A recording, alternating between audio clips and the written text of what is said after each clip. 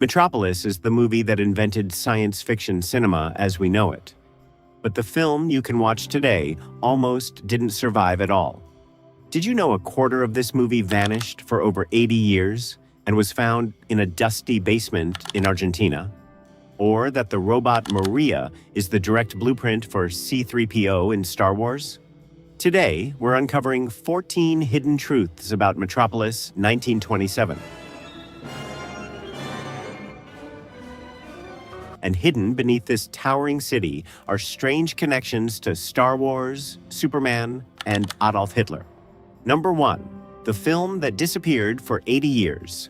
The Metropolis that premiered in Berlin in January 1927 ran roughly 2.5 hours. But within weeks, Paramount and the American distributors decided the film was too long and too confusing for audiences. So they cut it. Entire characters were removed.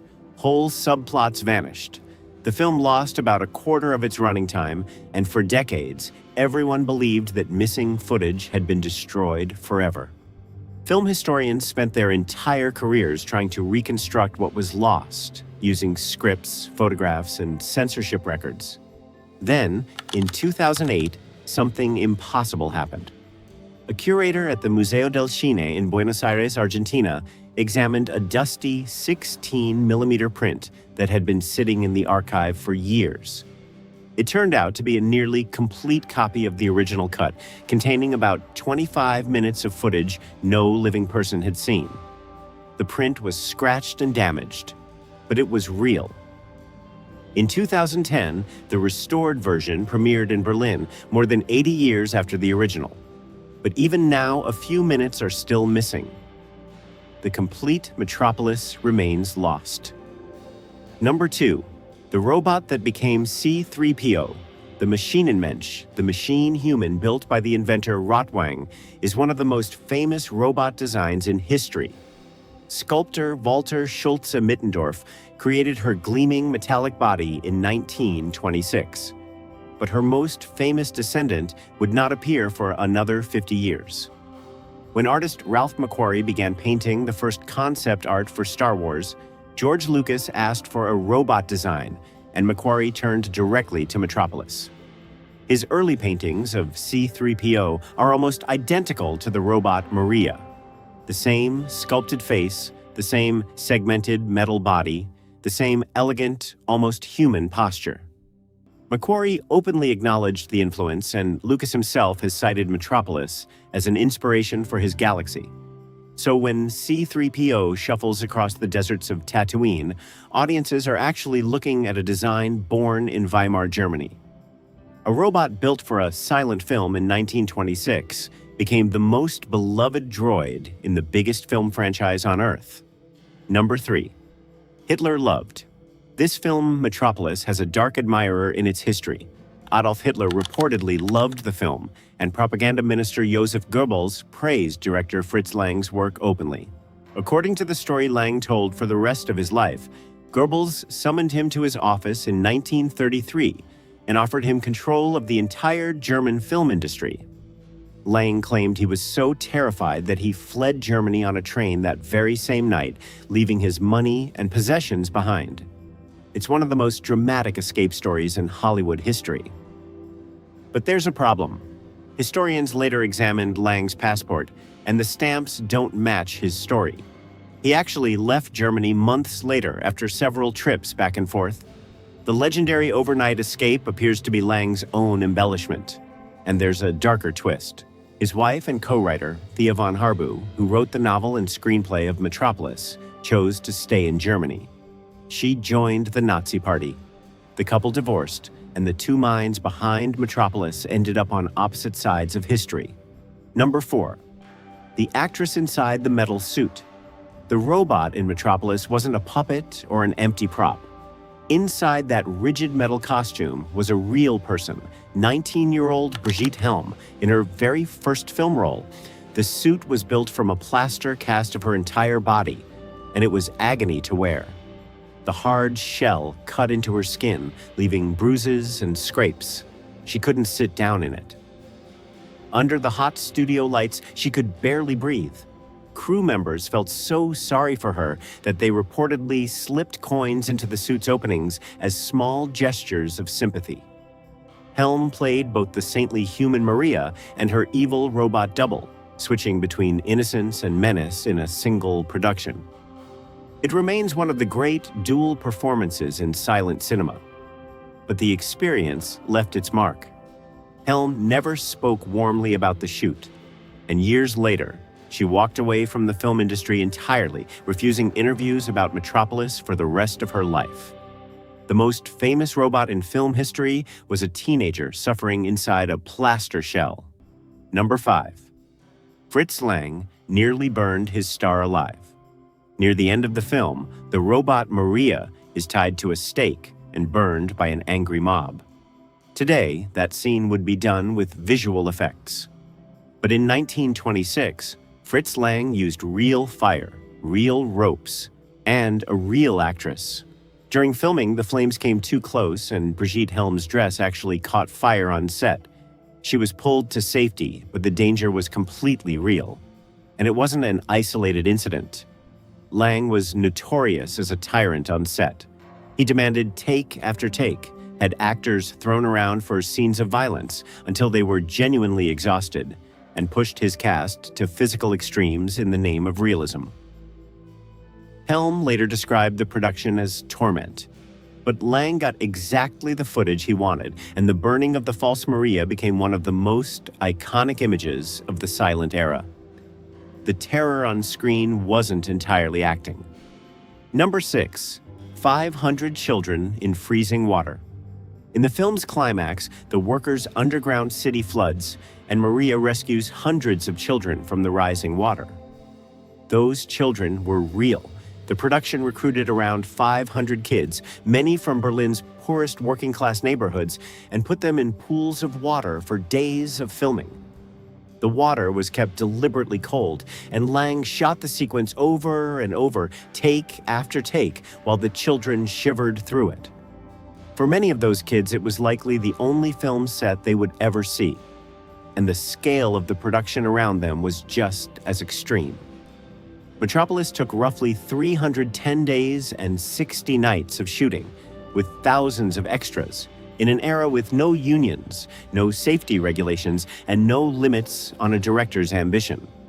So the desperate, freezing children on screen weren't performing desperation. They were living it, one take at a time. Number 7. The movie that bankrupted a studio, Metropolis, was the most expensive film ever made in Germany at the time. Its budget spiraled to around 5 million Reichsmarks, several times what was originally planned. The mighty UFA studio, the crown jewel of German cinema, poured everything into Lang's vision: colossal sets, groundbreaking effects, and a shooting schedule that ran completely out of control. But when the film opened in 1927, it flopped. Critics were divided, audiences stayed away, and the box office didn't come close to covering the cost. The financial disaster pushed UFA to the edge of collapse and into the arms of American studios through desperate distribution deals. The very deals that gave Paramount the power to butcher the film for US release. Within a few years, UFA fell under the control of right-wing media mogul Alfred Hugenberg, who would later help pave Hitler's path to power. So Germany's greatest cinematic gamble didn't just fail.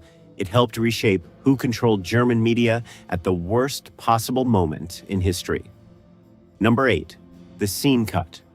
Because of one word. In Lang's original film, there's a statue with a woman's name carved into it: Hell. She was the great lost love of the inventor Rotwang, and the dead wife of Joe Fredersen, the master of Metropolis. Her memory is the entire reason Rotwang builds the robot in the first place. He wants to resurrect the woman he lost to his rival. But when the film reached America, distributors looked at that name and panicked. To English-speaking audiences, Hell looked like hell, and they feared it would seem ridiculous or offensive on screen. So they cut her out.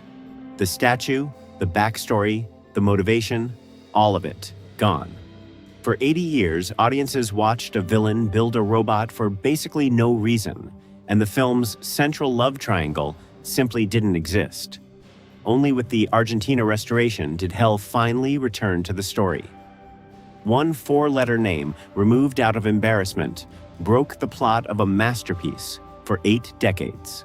Number 9, an invented camera trick. Still used today, Metropolis needed to show a colossal, futuristic city and a stadium filled with impossible architecture. With 1926 technology. The solution came from cinematographer Eugen Schuftan, who perfected a technique now known as the Schuftan process. It works with mirrors. A partially scraped mirror is placed in front of the camera at an angle, reflecting a miniature model so that it blends perfectly with live actors standing on a real set behind the glass. In a single shot, tiny models became towering buildings. The trick was revolutionary, and it spread fast. Alfred Hitchcock used the Schuftan process in his early films. And decades later, long after green screens existed, Peter Jackson still used the same mirror trick in The Lord of the Rings, The Return of the King, because sometimes the old ways simply look better. A visual effect invented for Metropolis in 1926 was still building movie worlds in the 21st century. Number 10. The sci-fi writer who hated it. When Metropolis reached London in 1927, one review stood out because it was written by H.G. Wells, the most famous science fiction author alive, and Wells absolutely destroyed the film. He called it silly and stale, mocking its vision of the future as a cliché soup of old ideas. Coming from the father of modern sci-fi, it was a brutal verdict. But here's the twist. Fritz Lang eventually agreed with him. In later interviews, Lang repeatedly disowned his own masterpiece, saying he disliked the film's naive message. The famous line that the mediator between head and hands must be the heart. He called the politics of the film a fairy tale he no longer believed in, so the film's own director and the genre's founding author both rejected Metropolis. And yet, in 2001, it became the first film in history inscribed into UNESCO's Memory of the World Register, placed alongside humanity's most precious documents. The movie its own creator dismissed is now officially a treasure of civilization. Number 11, where Superman got his city. When two teenagers from Cleveland, Jerry Siegel and Joe Shuster, created Superman in the 1930s, they needed a name for his gleaming, towering home city. They called it Metropolis. The name and the image of an Art Deco supercity dominated by skyscrapers trace straight back to Lang's film, which had defined what a city of the future looked like for that entire generation. And the connection runs even deeper. Fritz Lang's very next film after Metropolis featured a heroic figure and imagery that pulp historians have long linked to the DNA of early superhero fiction and the visual language of Metropolis. The mad scientist's lab, the Art Deco towers, the Machine City, became the default style of superhero comics for decades. So every time Clark Kent walks into the Daily Planet in the heart of a city called Metropolis, a piece of 1927 Berlin is hiding in plain sight on the page. Number 12, the disco version scandal. In 1984, Italian disco producer Giorgio Moroder, the man behind Donna Summer's biggest hits, did something no one expected. He bought the rights to Metropolis, restored the footage himself, tinted it in color, sped it up, and replaced the orchestral score with a pop soundtrack featuring Freddie Mercury, Bonnie Tyler, Pat Benatar, and Adam Ant. Film purists were horrified. Critics called it vandalism, a silent masterpiece turned into a music video. But here's what the purists missed. In 1984, Metropolis was still a mutilated, half-forgotten film that most young people had never seen. Moroder's version put it back in theaters, on MTV, and into pop culture. An entire generation discovered Metropolis through synthesizers and rock ballads. Queen built their Radio Gaga music video around footage from the film. Madonna's Express Yourself video recreated its imagery shot for shot. The scandalous disco version may have done more to keep Metropolis alive than any restoration before it. Number 13.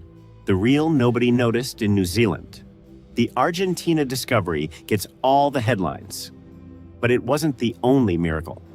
While restorers in Germany were working with the damaged Buenos Aires print, another surprise surfaced on the opposite side of the planet. The New Zealand Film Archive discovered that a print sitting quietly in its collection contained missing fragments of Metropolis, including moments that were damaged beyond repair in the Argentine copy. Those New Zealand frames were scanned and stitched into the 2010 restoration. Think about what that means.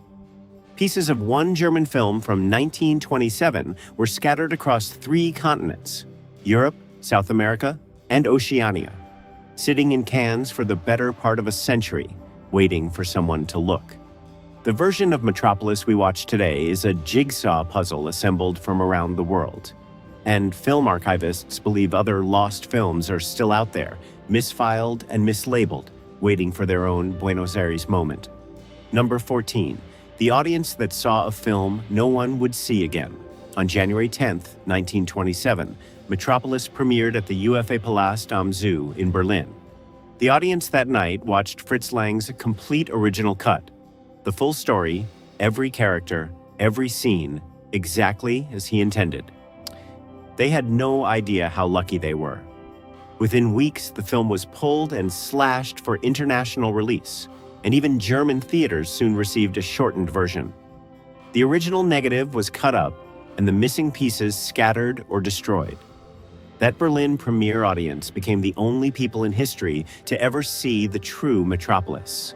Everyone since, every critic, every historian, every fan, has watched an incomplete film. Even the celebrated 2010 restoration is missing a few minutes, patched with title cards describing scenes that no longer exist. Somewhere between that January night and today, the complete Metropolis simply vanished from the earth. No living person has ever seen it.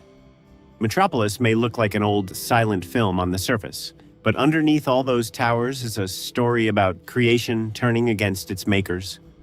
A machine wearing a human face, and a city that devours its own children. And maybe that's why the film's fate feels so strange. A movie warning us about the machinery of industry was itself torn apart by the machinery of the studios, and it took 80 years, 3 continents, and generations of devoted fans to piece it back together. Its final message, that the mediator between the head and the hands must be the heart, might sound naive. But in an age of artificial minds and automated everything, 1927 suddenly feels very close. Let me know which hidden truth shocked you the most. And if you enjoyed this journey through cinema's forgotten history, don't forget to like, comment, and subscribe.